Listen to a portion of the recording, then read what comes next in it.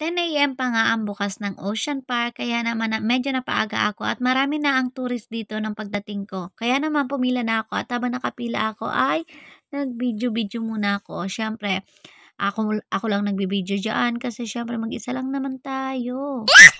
Sa susunod, magsasama na talaga ako para may taga-picture ako. At pagkatapos ko naman mag-aura-aura dito ay pumunta na ako sa bandang unahan para naman ako makapasok. At dito nga sa may bandang counter ay kinausap ako ng taga-bantay na kung birthday ko nga raw ay iscan ko daw yung code kasi hindi ko ma-scan kaya pumunta ako sa information desk.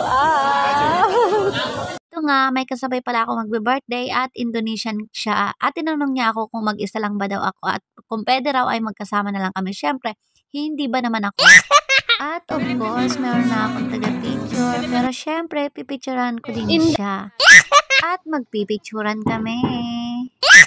Sabi ko nga sa kanya ay unahin namin sakyan yung cable car kasi hanggang lunch lang ako or 1 PM lang ako. Sa totoo lang, kahit ilang Indonesian ang nakilala ko dito, ay madali lang silang makapalagay ng loob. Kaya naman sa unang pagtagpo namin dito at same pa kami ng birthday ay madali kami nagkakasundo. Kung saan ang gusto ko ay doon na rin ang gusto niya. At sana all ginugusto, diba? Ikaw, gusto ka ba? Finally, for the first time ay makakasakay na ako ng cable car. Ito yung mga hindi ko ina-expect na mangyari sa buhay ko. Charis. Yung tipong nakikita mo lang siya at napapanood na na-experience ng iba. Pero eto ka ngayon at na-experience mo na or ma-experience mo na.